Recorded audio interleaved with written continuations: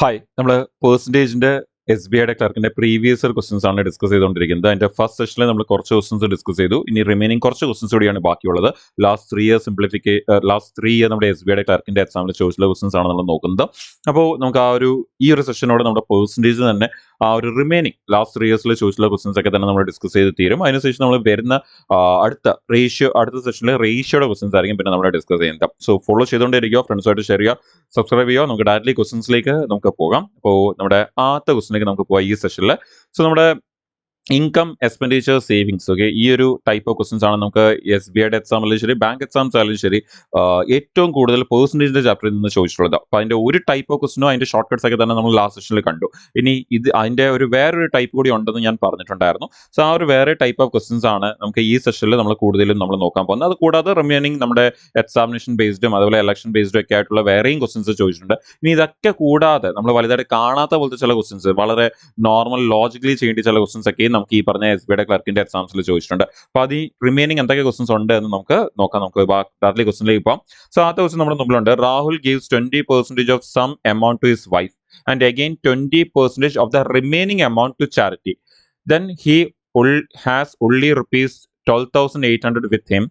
What is the initial amount of Rahul എന്നാണ് ചോദിച്ചിരിക്കുന്നത്.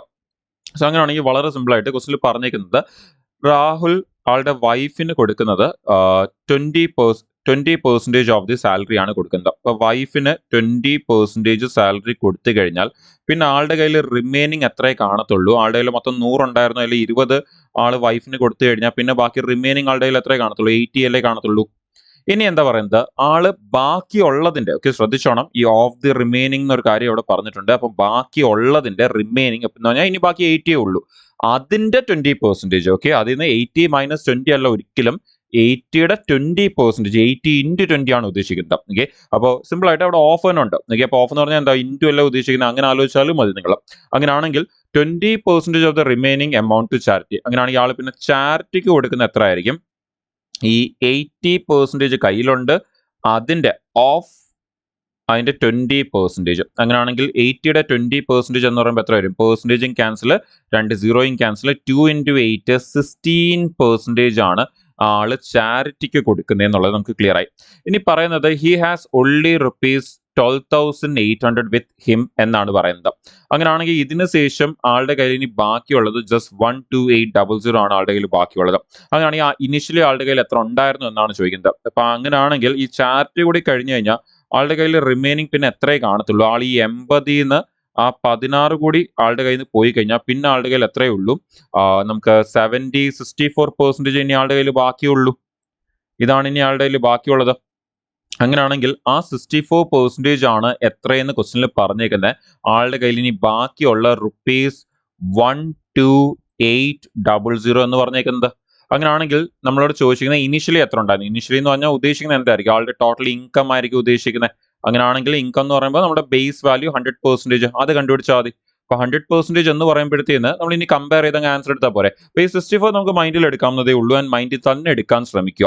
അങ്ങനെയാണെങ്കിൽ ഇനി ജസ്റ്റ് കമ്പയർ ചെയ്തേ, നമ്മുടെ 64ന്റെ ഡബിൾ അല്ലേ ഈ 128 എന്ന് പറഞ്ഞാൽ നമ്മുടെ 6ന്റെ ഡബിൾ 12ഉം 4ന്റെ ഡബിൾ 8ഉം 128. അങ്ങനെയാണെങ്കിൽ നമ്മുടെ 100ന്റെ ഡബിൾ എത്ര ആയിരിക്കും, 100ന്റെ ഡബിൾ നമുക്ക് 200 ആയിരിക്കത്തില്ലേ. ഇനി ഇത് കൂടാതെ പിന്നെ എത്ര സീറോ കൂടി ഉണ്ട്, 2 സീറോ കൂടി ഉണ്ട്.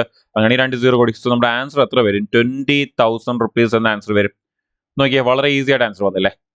അപ്പോൾ ഈ ഒരു ടൈപ്പ് ഓഫ് ക്വസ്റ്റ്യൻസ് നമുക്ക് എക്സാമിൽ കൂടുതലും ചോദിച്ചിട്ടുണ്ട്, ഒരുപാട് ചോദിച്ചിട്ടുണ്ട്. സോ ആൻസർ നമ്മുടെ ഓപ്ഷൻ എ 20,000 എന്ന് നമുക്ക് ആൻസർ വരും. ക്ലിയർ. അടുത്ത ക്വസ്റ്റിലേക്ക് പോവാം. അടുത്ത ക്വസ്റ്റ്യൻ അഗെയിൻ സെയിം, അതേപോലെ തന്നെ സെയിം നമ്മുടെ ക്വസ്റ്റ്യൻ ആണ് ചോദിച്ചിരിക്കുന്നത്. A woman spend 10% of her salary in house hold expense. ആളുടെ വീട്ടു ചെലവിന് വേണ്ടി, ഹൗസ് ഹോൾഡ് എക്സ്പെൻസിന് വേണ്ടി ആള് ചെലവാക്കുന്നത് എത്രയാണ്, 10% ആണ് ചെലവാക്കുന്നത് സാലറിയുടെ. ഇനി അപ്പൊ അതിന് ശേഷം ആളുടെ കയ്യിൽ റിമൈനിങ് എത്ര കാണും, നമ്മൾ നേരത്തെ ചെയ്ത പോലെ തന്നെ നമുക്ക് ചെയ്തു പോകാം. റിമൈനിങ് എന്ന് പറയുന്നത് എത്ര ആയിരിക്കും, 90% ആളുടെ കയ്യിൽ റിമൈനിങ് കാണും. ഇനി ഔട്ട് ഓഫ് ദി റിമൈനിങ് നോക്കിയാൽ വീണ്ടും ആ ഓഫ് ദി റിമൈനിങ് എന്നുള്ള സെന്റൻസ് അവിടെ വന്നിട്ടുണ്ട്. ഓക്കെ, അപ്പോൾ ഔട്ട് ഓഫ് ദി റിമൈനിങ് ബാക്കിയുള്ളതിന്റെ she spend 10% in mutual funds. അപ്പൊ അങ്ങനെയാണെങ്കിൽ ആള് മ്യൂച്വൽ ഫണ്ട്സിലേക്ക് ഇൻവെസ്റ്റ് ചെയ്യുന്നത് ബാക്കിയുള്ള 90%ന്റെ 10% ആണ് മ്യൂച്വൽ ഫണ്ട്സിലേക്ക് ഇൻവെസ്റ്റ് ചെയ്യുന്നത്. അപ്പൊ 90% 10% എന്ന് പറയുമ്പോൾ എത്ര വരും, നിങ്ങൾക്ക് ആ പെർസെൻറ്റേജും ക്യാൻസൽ, ഈ 2 സീറോയും ക്യാൻസൽ ആയി കഴിഞ്ഞാൽ നമുക്ക് 9% വരും. അപ്പോൾ ആൾ 9% ആണ് മ്യൂച്വൽ ഫണ്ട്സിലേക്ക് ഇൻവെസ്റ്റ് ചെയ്യുന്നത്. And 50% in transportation expense. അപ്പോൾ നമുക്ക് അവിടെ നോക്കിയാൽ കാണാം, അവിടെ ഓഫ് ദി റിമൈനിങ് ഒന്നും ഇല്ല. ഈ പറയുന്ന 10% മ്യൂച്വൽ ഫണ്ടിൽ, ബാക്കിയുള്ളതിന്റെ 10% മ്യൂച്വൽ ഫണ്ടിൽ ഇടുന്നു ആൻഡ് 50% ട്രാൻസ്പോർട്ടേഷന് വേണ്ടി ചെലവാക്കുന്നു. അപ്പോൾ അവിടെ ഓഫ് ദി റിമൈനിങ് ഇല്ലാത്തതുകൊണ്ട് തന്നെ ഇനി ട്രാൻസ്പോർട്ടേഷൻ എത്ര എന്നുള്ളത് നമുക്ക് ചുമ്മാ ഒന്ന് കണ്ടുപിടിക്കാം. അപ്പോൾ ട്രാൻസ്പോർട്ടേഷൻ എന്ന് പറയുമ്പോൾ 90%ന്റെ 50%. അപ്പോൾ 90% 50% കഴിഞ്ഞാൽ 90യുടെ പകുതി എത്ര? 45 അല്ലേ? അങ്ങനെ ഈ 45% ആണ് ആള് ഈ പറഞ്ഞ ട്രാൻസ്പോർട്ടേഷന് വേണ്ടി ചെലവാക്കുന്നത്. എന്താ ചോദിച്ചിരിക്കുന്നത്? ഇവിടെ നമുക്ക് തന്നിട്ടുണ്ട്, if the amount invested in mutual funds is rupees 450 എന്ന്. അപ്പം മ്യൂച്വൽ ഫണ്ട്സിലേക്ക് 450 രൂപയാണ് ആള് ഈ പറയുന്ന മ്യൂച്വൽ ഫണ്ട്സിലേക്ക് ആൾ ഇൻവെസ്റ്റ് ചെയ്യുന്നത്. അപ്പം മ്യൂച്വൽ ഫണ്ട്സിലേക്ക് ആൾ ഇൻവെസ്റ്റ് ചെയ്യുന്നത് ഓൾറെഡി നമുക്ക് തന്നിട്ടുണ്ട്. എത്ര? 9%. അല്ലെങ്കിൽ നമ്മൾ കണ്ടുപിടിച്ചു 9%. എന്ന് പറയുമ്പോൾ 9% ആണ് ആൾ പറയുന്ന 450 റുപ്പീസ് എന്ന് പറയുന്നത്.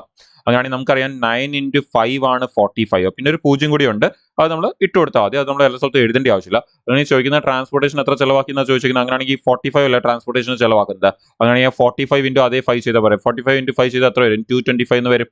അതുകൂടാതെ ഒരു 0 കൂടി ഉണ്ടായിരുന്നു. സോ ആ 0 കൂടി ഇട്ട് കൊടുത്തു കഴിഞ്ഞാൽ നമുക്ക് 2250 റുപ്പീസ് എന്ന് കിട്ടും. നമ്മളുടെ ഇതാണ് എവിടത്തേക്ക് സ്പെൻഡ് ചെയ്യുന്നത്? നമ്മുടെ ഈ പറഞ്ഞ ട്രാൻസ്പോർട്ടേഷന് വേണ്ടി സ്പെൻഡ് ചെയ്യുന്നത്. സോ ഓപ്ഷൻ എ ആണ് നമ്മുടെ ആൻസർ. നമ്മൾ തൊട്ട് മുമ്പ് പറഞ്ഞ പോലെ തന്നെ നിങ്ങൾക്ക് ആ 9% മൈൻഡിൽ എടുക്കാവുന്നതേ ഉള്ളൂ, ആ 45 മൈൻഡിൽ എടുക്കാവുന്നതേ ഉള്ളൂ. പിന്നെ ഒന്ന് കമ്പയർ ചെയ്ത് കഴിഞ്ഞാൽ നമുക്ക് ജസ്റ്റ് ഒരു 2 സ്റ്റെപ്പ് എന്നൊന്നും പറയാൻ പറ്റത്തില്ല. ജസ്റ്റ് ഒരു കമ്പാരിസൺ വഴി നമുക്ക് ആൻസർ കിട്ടും. 2 സ്റ്റെപ്പ് പോലും ഇല്ല, വളരെ സിമ്പിൾ ആയിട്ട് തന്നെ നമുക്ക് ആൻസർ കിട്ടും. ക്ലിയർ അല്ലേ? ഇങ്ങനത്തെ ഇൻകം എക്സ്പെൻഡിച്ചർ സേവിങ്സിന്റെ ക്വസ്റ്റ്യൻസ് നമുക്ക് എക്സാമിൽ അത്യാവശ്യം നല്ലപോലെ ചോദിച്ചിട്ടുണ്ട് എന്നുള്ളത് അറിഞ്ഞിരിക്കാം. ഇനി അടുത്ത നമ്മുടെ സക്സസീവ് പെർസെൻറ്റേജ് ഇൻക്രീസ് ആൻഡ് ഡിക്രീസിന്റെ ക്വസ്റ്റൻ ആണ് നമുക്ക് ആ ചോദിച്ചിരിക്കുന്നത്. വളരെ സിമ്പിൾ ആയിട്ടാണ് ചോദിച്ചിരിക്കുന്നത്, successive percentage increase and decrease. അപ്പോൾ അതിന്റെ ഫോർമുല നിങ്ങൾക്ക് എല്ലാവർക്കും അറിയായിരിക്കും. അതിന്റെ ഫോർമുല എന്ന് പറയുന്നത് എന്താണ്? A+B+AB/100 അല്ലെങ്കിൽ X+Y+XY/100. കൂടുവാണെങ്കിൽ നമ്മൾ പ്ലസ് എടുക്കുക, കുറയുവാണെങ്കിൽ നമ്മൾ മൈനസ് എടുക്കുക. അപ്പൊ എന്താ ക്വസ്റ്റിൽ പറഞ്ഞിരിക്കുന്നത് നമുക്ക് നോക്കാം. If each side of a wooden ജോബ് which is rectangular in shape is increased by 40%. അപ്പൊ ലെന്ത് 40% ഇൻക്രീസ് ചെയ്യുന്നു. എന്നുള്ള റെക്ടാംഗിൾ ആണ്, സോ ലെന്തും ബ്രെത്തും കാണും. ആൻഡ് ബ്രെത്തും 40% ഇൻക്രീസ് ചെയ്യുന്നു. അല്ലെങ്കിൽ ചോദിക്കുന്നത് എന്താ? The percentage increase in the area of the rectangular wooden box. അപ്പം നമുക്ക് അത് കണ്ടുപിടിക്കാൻ വേണ്ടി വളരെ സിമ്പിൾ ആയിട്ട് എന്ത് ചെയ്താൽ മതി? ഈ വാല്യൂസിനെ ഈ ഫോർമുലേക്ക് അങ്ങ് ഇട്ട് കൊടുത്താൽ മതി. അങ്ങനെയാണെങ്കിൽ 40+ ഇൻക്രീസ് ആയതുകൊണ്ട് പ്ലസ് എടുക്കും. സോ 40 + 40 + 40 × 40/100. അപ്പം 40 + 40 80 എന്ന് വരും. പിന്നെ 40 × 40 എന്ന് പറയുമ്പോഴത്തേന് ബൈ 100 എന്ന് പറയുമ്പോഴത്തേന് നമുക്കത് സീറോസ് ഒക്കെ ക്യാൻസൽ ആയിട്ട് 4 × 4 16 എന്ന് വരും. അങ്ങനെയാണെങ്കിൽ നമുക്ക് 80 + 16 നമുക്ക് ഫൈനൽ ആൻസർ എത്ര വരും? 96% ആൻസർ വരും. സോ നമ്മുടെ ഏരിയയിൽ 96% ഇൻക്രീസ് ആണ് വരുന്നത്. നമുക്ക് ആ 40 + 40 80 വരുന്നുള്ളത് തന്നെ മനസ്സിലാക്കി കഴിഞ്ഞാൽ തന്നെ നമുക്ക് 70 എലിമിനേറ്റ് ചെയ്യാം, 80 എലിമിനേറ്റ് ചെയ്യാം. ബിക്കോസ് 80ന്റെ മേളിലെ ആൻസർ വരത്തുള്ളൂ. ഒരുപാട് പേര് 80 മാർക്ക് ചെയ്യാൻ സാധ്യതയുണ്ട്. ഒരിക്കലും അറിയാതുപോലെ 80 മാർക്ക് ചെയ്യില്ല. 40 + 40 80 ആണ് ഇൻക്രീസ് ആയത്. ഒരിക്കലും അങ്ങനെ മാർക്ക് ചെയ്യില്ല. പിന്നെ 80യുടെ മേളിലെ ആൻസർ വരത്തുള്ളൂ എന്നുള്ളത് നിങ്ങൾക്ക് അറിയാം. 65 വരത്തില്ല. പിന്നെ 2 ഓപ്ഷനേ ഉള്ളൂ 80യുടെ മേളിൽ, ഒന്ന് 85 പിന്നെ 96.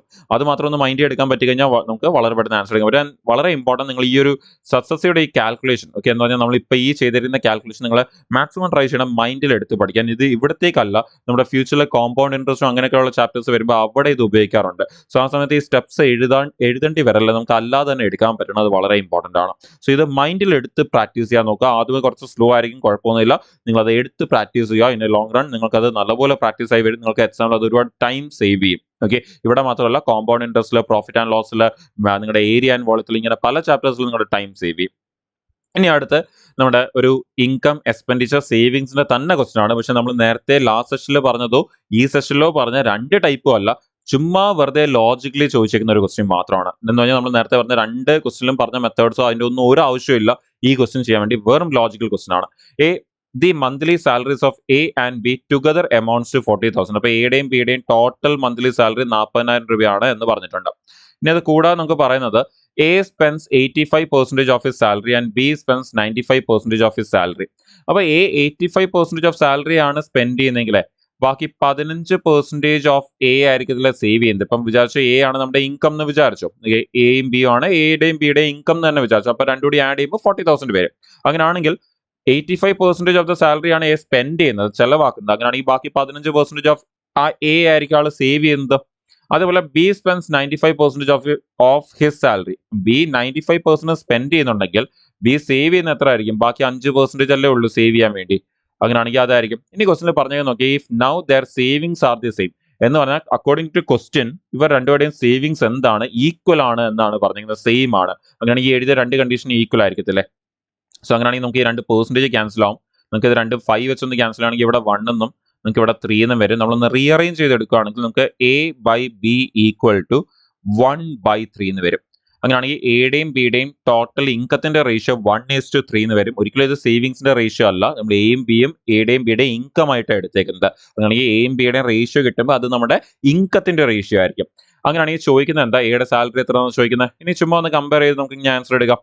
ചുമ്മാ കമ്പയർ ചെയ്യാൻ വേണ്ടി നമുക്കറിയാം എയും ബിയും കൂടി ആഡ് ചെയ്ത് എത്ര വരുന്നുണ്ട്, 40,000 വരുന്നുണ്ടെന്ന് ഓൾറെഡി ക്വസ്റ്റിനിൽ ഫസ്റ്റ് ലൈനിൽ തന്നെ പറഞ്ഞിട്ടുണ്ട്. അങ്ങനെയാണെങ്കിൽ ഇവിടെ എയും ബിയുടെയും റേഷ്യോ ആഡ് ചെയ്ത് നമുക്ക് എത്ര വരുന്നുണ്ട്, 1 + 3 4 വരുന്നുണ്ട്. ആ 4 അവർ എത്രയെന്ന് പറഞ്ഞിരിക്കുന്നത്, 40,000 എന്ന് പറഞ്ഞിരിക്കുന്നത്. അങ്ങനെയാണെങ്കിൽ ചോദിച്ചിരിക്കുന്ന എയുടെ സാലറി, എയുടെ കറസ്പോണ്ടിങ് റേഷ്യോ എന്താ, 1 അല്ലേ. അങ്ങനെ ആ 1 എന്ന് പറയുന്നത് എത്ര ആയിരിക്കും, 4 എന്ന് പറയുന്നത് 40,000 ആണെങ്കിൽ 1 എന്ന് പറയുന്നത് എത്ര ആയിരിക്കും, 10,000 ആയിരിക്കണ്ടേ. ആ 3 എന്ന് പറയുന്നത് എത്ര ആയിരിക്കും, 30,000 ആയിരിക്കത്തില്ലേ. അങ്ങനെ നമ്മുടെ എയുടെ ഇൻകം എന്ന് പറയുന്നത് എത്രയാണ്, 10,000 ആണ്. അതല്ല ബി ആണ് ചോദിക്കുന്നതെങ്കിൽ എത്ര വരും, 30,000 എന്ന് വരും. So option A 10,000. നിങ്ങൾക്ക് കാണാൻ പറ്റും അവിടെ വേറെ വലിയ മെത്തേഡ് ഒന്നും ഇല്ല, ജസ്റ്റ് ഒരു കമ്പാരിസൺ മെത്തേഡ് മാത്രമേ ഉള്ളൂ. അത് വെച്ച് നമുക്ക് ആൻസർ എടുക്കാൻ പറ്റും. ഇനി അടുത്തൊരു ക്വസ്റ്റ്യൻ നിങ്ങളുടെ മുമ്പിലുണ്ട്, നിങ്ങൾക്ക് ആ ക്വസ്റ്റ്യൻ കാണാൻ പറ്റും. അഗെയിൻ ഇതും നമ്മുടെ ഈ പറയുന്ന പ്രത്യേകിച്ച് ഒരു ഹെഡിങ് ഇട്ട് ചെയ്യേണ്ട പോലത്തെ ഒരു ക്വസ്റ്റ്യൻ അല്ല, ചുമ്മാ ഒരു ഫ്രാക്ഷൻ വെച്ച് ചോദിച്ചുള്ള വളരെ സിമ്പിൾ ആയിട്ടുള്ള ഒരു ലോജിക്കൽ ക്വസ്റ്റ്യൻ ആണ് ചോദിച്ചിരിക്കുന്നത്.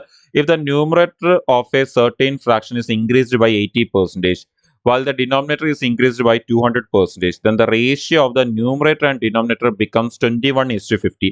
What will be the actual fraction? എന്തോ ഒരു ഫ്രാക്ഷൻ ഉണ്ട്, let's say A/B.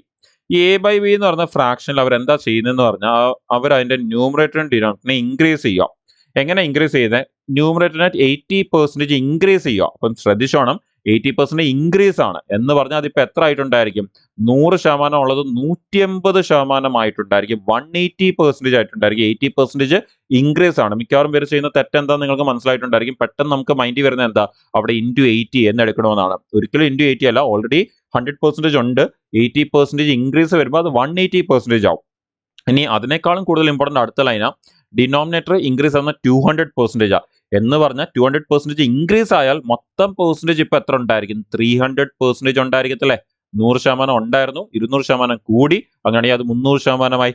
And the ratio now becomes എത്രയാണ്, 21:50 എന്നാണ് പറഞ്ഞിരിക്കുന്നത്.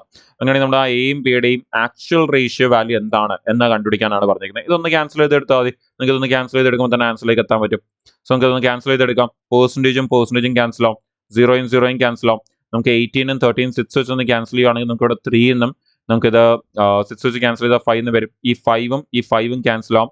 ഈ 3ഉം ഈ 21 ക്യാൻസൽ ആയി കഴിഞ്ഞാൽ 7 എന്ന് വരും. സോ ഫൈനലി നമ്മുടെ ആൻസർ എന്താ വരുന്നത്, 7/, താഴെ ഒരു 10 കൂടി ഉണ്ട്.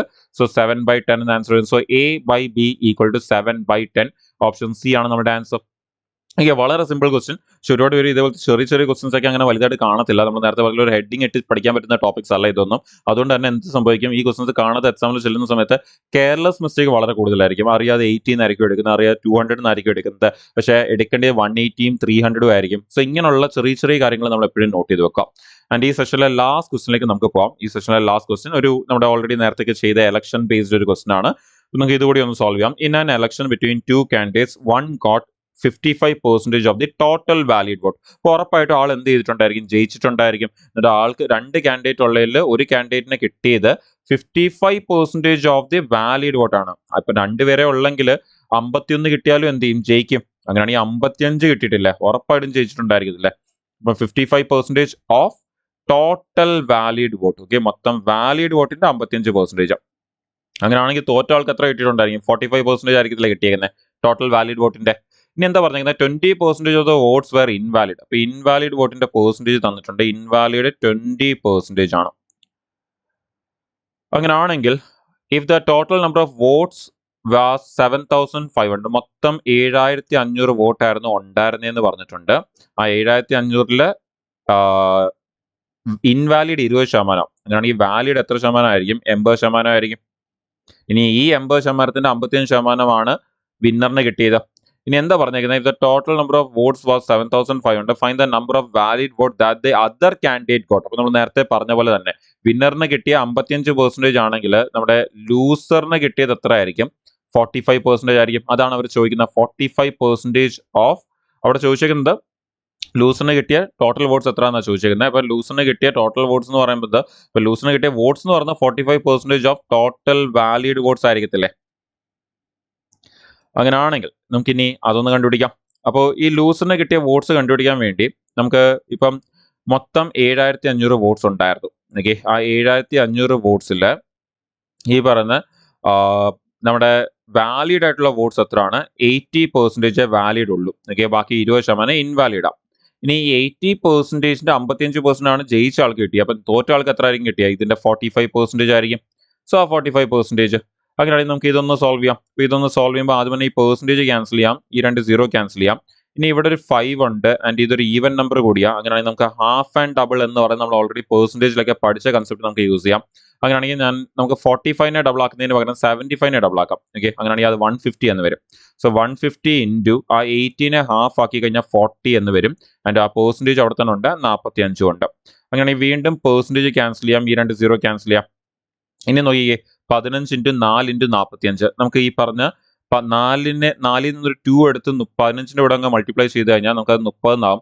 അതേപോലെ 4ൽ നിന്ന് ഒരു ബാക്കിയുള്ള ഒരു 2 കൂടി എടുത്ത് 45നെ മൾട്ടിപ്ലൈ ചെയ്താൽ 90 എന്നാവും. അങ്ങനെ 30 ഇൻറ്റു 30 ഇൻറ്റു 90. ഇപ്പോൾ 3 ഇൻറ്റു 9 27 എന്നും വരും. പിന്നെ 2 0 ഉണ്ട്. അങ്ങനെയാണെങ്കിൽ നമ്മുടെ ലൂസറിന് കിട്ടിയ വോട്ട്സ് എന്ന് പറയുന്നത് എത്ര ആയിരിക്കും? 2700 വോട്ട്സ്. 2700 വോട്ട്സ് ആയിരിക്കും ലൂസറിന് കിട്ടിയ വോട്ട്സ് എന്ന് പറയുന്നത്. അപ്പോൾ find the number of valid vote that the other candidate get. അപ്പം അതർ കാൻഡിഡേറ്റിന് കിട്ടിയ വാലിഡ് വോട്ട് എന്ന് പറയുന്നത് എത്രയാണ്? ഈ പറഞ്ഞ 2700 വോട്ട്സ് ആണ് കിട്ടിയത്.